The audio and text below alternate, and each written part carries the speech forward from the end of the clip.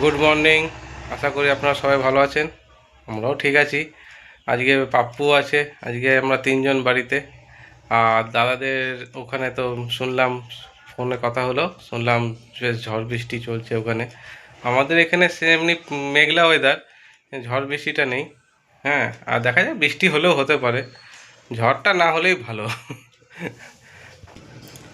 মা রান্নাঘরে, মা রান্না করবে। কিছু জিনিস তো চাপিয়েও দিয়েছে, রান্না করছে অলরেডি।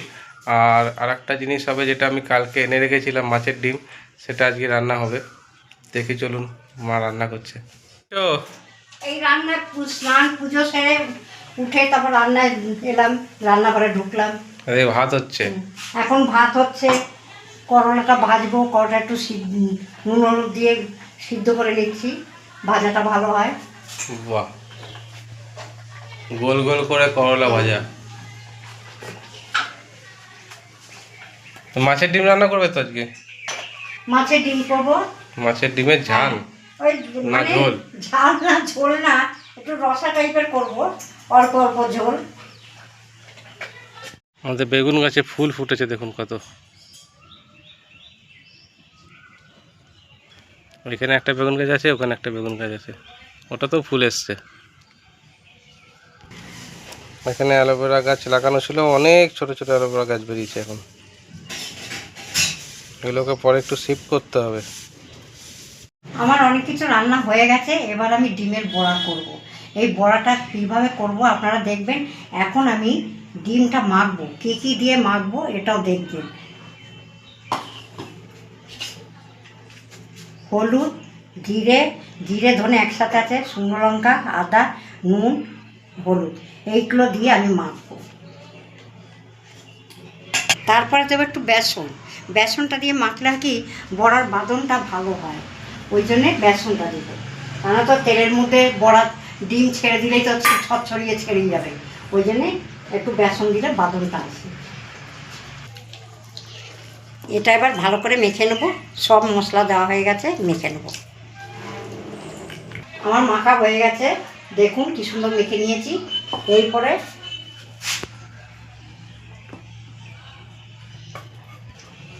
আমি কড়াইতে তেল দেবো। এবার আমি সরষের তেল কিছুটা দিয়ে দিই।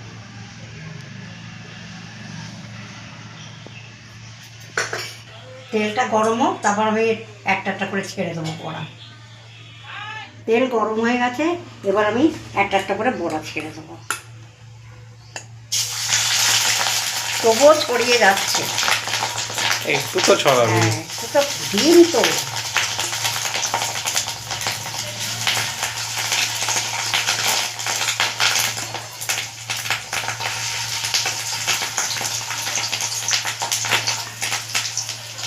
একসাথে বেশি না করে অল্প অল্প করে করো। অল্প অল্প করেই করবো, একসাথে বেশি দেবো না।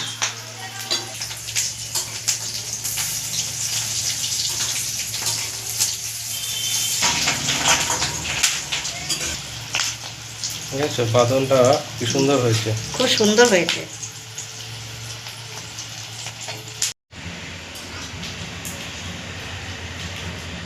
ডিমটা ভাজা হয়ে গেছে, এবার আমি উঠিয়ে নিচ্ছি।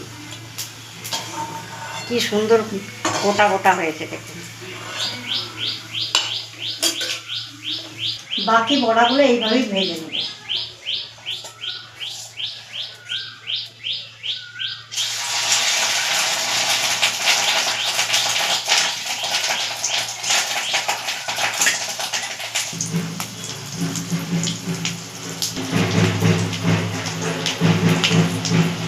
সব বড়াগুলো ভাজা হয়ে গেল, এই বড়াগুলো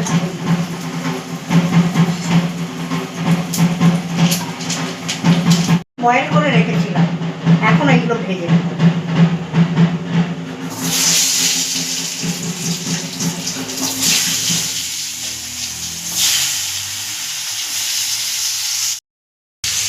গরম গরম বড়া ভাজা লোক সামলানো যায়?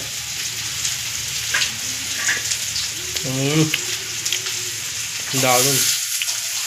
শুধু খেতেই এত মজা, আর ঝোলে পড়লে তো আলাদা মজা আসবেই।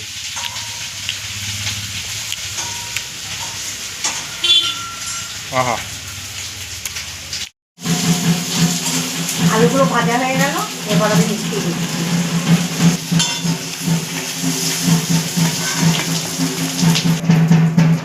ওই তেলের মধ্যেই আমি একটু তেল দিয়ে দেবো।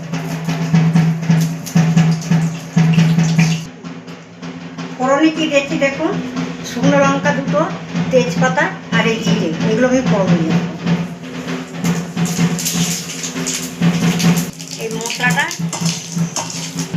কী কী পেস্ট আছে আমি বলে দিচ্ছি দেখুন। আদা আছে, জিরে আছে, শুকনো লঙ্কা আছে, টমেটো আছে, পেঁয়াজ বাটা আছে, রসুন আছে, এই সব কিছু একসাথে পেস্ট করে রেখেছি। এটা আমি এটা দিয়ে দিচ্ছি। এবার মশলাটাকে ভালো করে কষিয়ে নেব।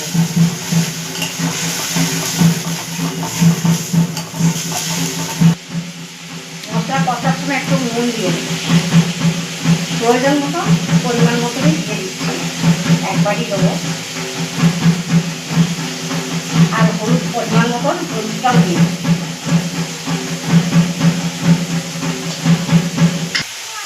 কালারের জন্যে কাশ্মীরি লঙ্কা একটু দিয়ে দেবো।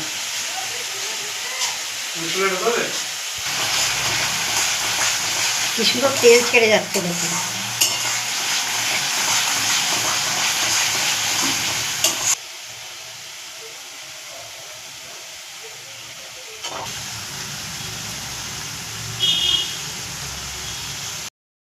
মশলাটা খুব সুন্দর করে কষিয়ে নিয়েছি, এবার আমি জল দিয়ে দেবো।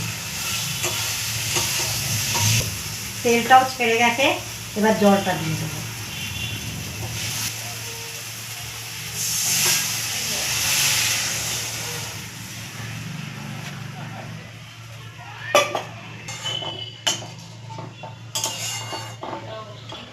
আপনারা যখন এটা বানাবেন, বড়াটা বানাবেন, তো বড়ার তরকারিতে ঝোলটা একটু বেশি দেবেন, জলটা বেশি দেবেন, তাহলে ঝোলটা টেনে যায়, বড়াতে টেনে যায়, তাহলে পরিমাণ মতন ঝোলটা থাকবে। একটু বেশি জল দিলে ঝোলটা ফুটে গেলে আলু দিয়ে দেবো।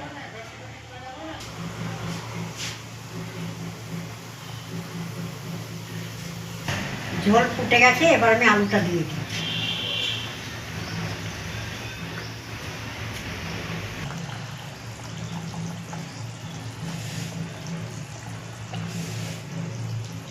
ডিমের বড়াটা এবার আমি দিয়ে দেবো।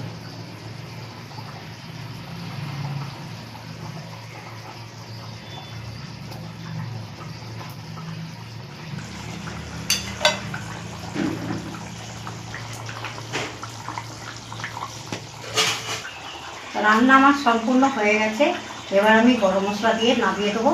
ছেলে, আমি তো নামাতে পারবো না, আমার ছেলে নামিয়ে দেবে।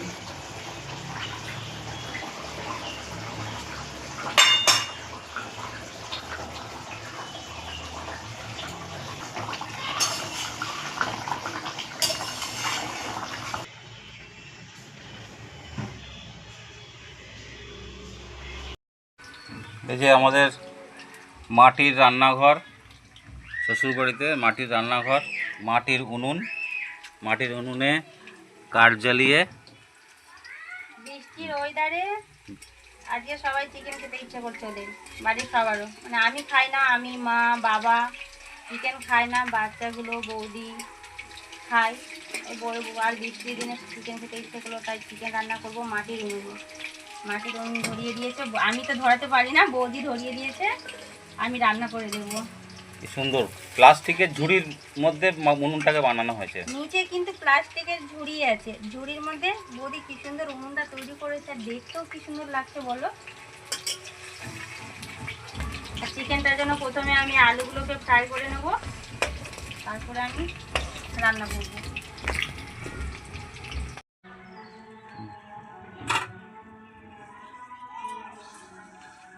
তেল গরম হয়ে গেছে, পেঁয়াজ ছাড়বে। আলু ফ্রাই করা হয়ে গেছে, এবার আমি তেলের মধ্যে সব গোটা গরম মশলা দেবো। প্রথমে আমি তেজপাতা দেবো, গোটা শুকনো লঙ্কা, গোটা জিরে আর গোটা গরম মশলা আছে, সবগুলো একসঙ্গে দিয়ে দেবো।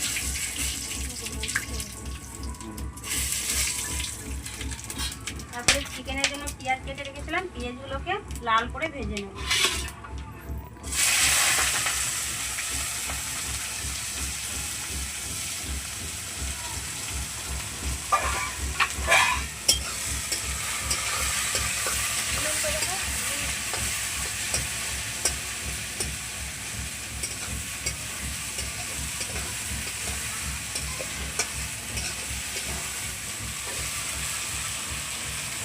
যে আমাদের সানা সকাল থেকে খালি খ্যান খ্যান করে যাচ্ছে, ঠান্ডা লেগে গেছে।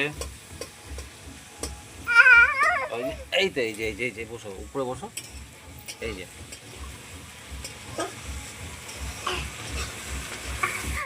চিকেন রান্না হয়েছে, তা দুজন চিকেন খাবে না, তার জন্য বৌদি ডিমের কারি করছে, দুজন খাবে, দুজনের ডিমের কারি। বৌদি রান্না করতে পারে ভালো। কোথায় ডিমটা? বাপরে, 4টে ডিম খাবে, যা করছে হেভি টেস্ট হবে। এটা আবার গ্যাসে হচ্ছে।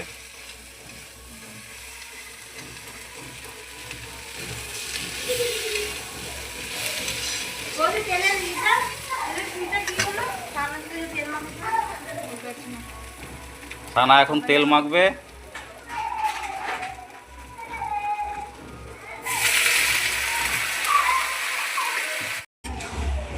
আর এদিকে তো পেঁয়াজ ভাজার করতে মেয়ে কান্নাকাটি করতে লাগলো, ওর বাবা নিয়ে চলে গেল সানাকে।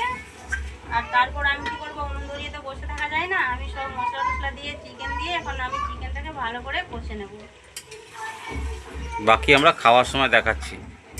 এবার রান্না হয়ে যাবে, বাকিটা আমরা খাওয়ার সময় দেখাবো। ছেলেকে কী কী রান্না করে দিলাম আপনারা দেখুন, দেখাচ্ছি আমি।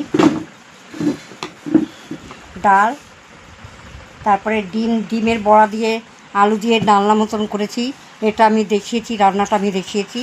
এতে আলু দিয়ে ঢেঁড়স দিয়ে ভাজা, আর করলা ভাজা, আর এই চাটনি, আমের চাটনি।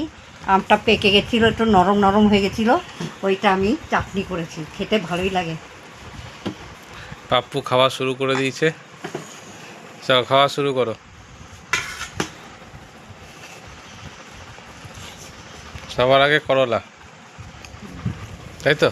হ্যাঁ, সবার আগেই তো করলা খায়, তেতো তো আগেই খেতে হয়, প্রথম পাতে তেতো।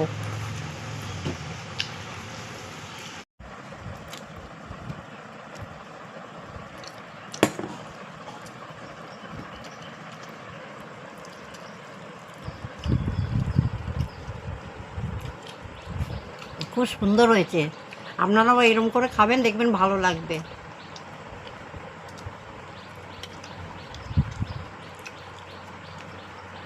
মহারানী খেতে বসেছে, একজনের ডিম, উনি মাংস খাবেন না।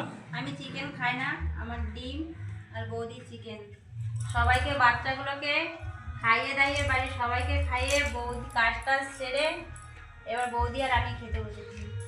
বৌদি চিকেন খাচ্ছে আর আমি নিয়েছি উচ্ছে সিদ্ধ আর পুঁই শাকের চচ্চড়ি, ডিম।